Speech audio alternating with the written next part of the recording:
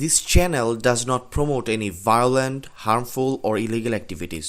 All content provided by this channel is meant for an educational purpose only. Doctor Mohammad ইউনূসের নেতৃত্বাধীন অন্তর্বর্তীকালীন সরকার ২০২৪ সালের ৮ই August শপথ নেওয়ার পর বাংলাদেশ জাতীয়তাবাদী দল বিএনপি বারবার একটি সুষ্ঠু নিরপেক্ষ নির্বাচন দাবি করে আসছিলেন। ওই বছর ৩১শে আগস্ট ডক্টর মোহাম্মদ ইউনূস বলেছিলেন যৌক্তিক সময়ে নির্বাচন অনুষ্ঠিত হবে। এতে পুরোপুরি সম্মতি জানান জামায়াতে ইসলামী। কেননা দলটির নির্বাচনী প্রস্তুতি ছিল না। দলটি গণহত্যার বিচার ও সংস্কার না হওয়ার আগে নির্বাচন নয় এমন দাবি করে নির্বাচনী প্রস্তুতি গ্রহণ করতে থাকেন, যা অন্তর্বর্তীকালীন সরকারের ক্ষমতাকে দীর্ঘায়িত করতে সহায়তা করে। অন্তর্বর্তীকালীন সরকার প্রধানও ছোট সংস্কার ও বড় সংস্কারের প্যাকেজ তত্ত্ব উপস্থাপন করেন, কিন্তু বিএনপির অব্যাহত চাপের মুখে ডক্টর মোহাম্মদ ইউনূস লন্ডনে গিয়ে তারেক জিয়ার সঙ্গে দেখা করে নির্বাচনের রোডম্যাপ ঘোষণা করেন।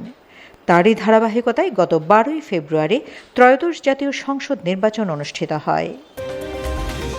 আওয়ামী লীগবিহীন এই নির্বাচনে প্রায় ২ যুগ পর নিরঙ্কুশ সংখ্যাগরিষ্ঠতা পায় বিএনপি। দলটির গুরুত্বপূর্ণ ও জ্যেষ্ঠ নেতাদের প্রায় সবাই নির্বাচনে জয়ী হয়েছেন। ২-১ দিনের মধ্যে রাষ্ট্রপতি মোহাম্মদ শাহাবুদ্দিন দলীয় প্রধানকে সরকার গঠনের আমন্ত্রণ জানাবেন। বিএনপি চেয়ারম্যান তারেক রহমান প্রধানমন্ত্রী হবেন এটা নিশ্চিত। প্রধানমন্ত্রী হিসেবে তারেক রহমান শপথ নেওয়ার পর অন্তর্বর্তীকালীন সরকার প্রধান ডক্টর মোহাম্মদ ইউনূসের অধ্যায় শেষ হচ্ছে না এমন কথা রাজনৈতিক অঙ্গনে বেশ চাউর হয়েছে। তাহলে তিনি যমুনা ছেড়ে বঙ্গভবনে যাচ্ছেন রাষ্ট্রপতির দায়িত্ব নিয়ে? প্রসঙ্গত, গত ১১ই ডিসেম্বর সংবাদ সংস্থা রয়টার্সকে দেওয়া এক সাক্ষাৎকারে সংসদ নির্বাচনের পর নিজের পদ থেকে সরে যেতে চান বলে জানিয়েছেন রাষ্ট্রপতি মোহাম্মদ শাহাবুদ্দিন। তিনি বলেন, মোহাম্মদ ইউনূসের নেতৃত্বাধীন অন্তর্বর্তী সরকারে তিনি অপমান বোধ করছেন। রাষ্ট্রপতি বলেন, প্রায় ৭ মাস হল প্রধান উপদেষ্টা মোহাম্মদ ইউনূস তার সঙ্গে কোনো ধরনের সাক্ষাৎ করেননি। তার প্রেস ডিপার্টমেন্ট কেড়ে নেওয়া হয়েছে। বিভিন্ন দেশের দূতাবাস থেকে নিজের ছবি সরিয়ে ফেলার কথাও বলেন তিনি। রাজনৈতিক বিশ্লেষকরা মনে করেন, রাষ্ট্রপতি পদে অধিষ্ঠিত হতেই ডক্টর মোহাম্মদ ইউনূস রাষ্ট্রপতি মোহাম্মদ শাহাবুদ্দিনের সঙ্গে একটি বৈরী সম্পর্ক গড়ে তোলেন। তিনি ভেতরে ভেতরে বিএনপির সঙ্গে সম্পর্ক রেখে রাষ্ট্রপতি পদে অধিষ্ঠিত হতে চান।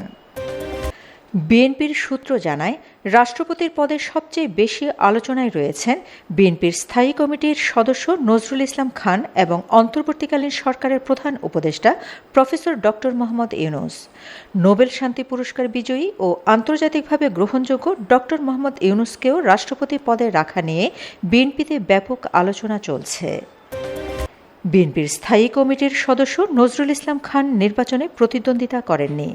এছাড়া তিনি অতীতেও কোনো মন্ত্রণালয় বা মন্ত্রিত্ব পাননি। তবে তিনি দীর্ঘদিন ধরে বিএনপির রাজনীতিতে যুক্ত আছেন। একমাত্র কুয়েতের রাষ্ট্রদূতের দায়িত্ব পালন করেছেন। এই ব্যতিক্রমী কর্মজীবন ও অভিজ্ঞতা তাকে পারদর্শী হিসেবে বিবেচিত করেছে রাষ্ট্রপতি পদে। জিয়া পরিবারের বিশ্বস্ত এই প্রবীণ নেতাকে রাষ্ট্রপতি পদ দিয়ে সেই বিশ্বস্ততার পুরস্কার হিসেবে সম্মানিত করার আলোচনা চলছে।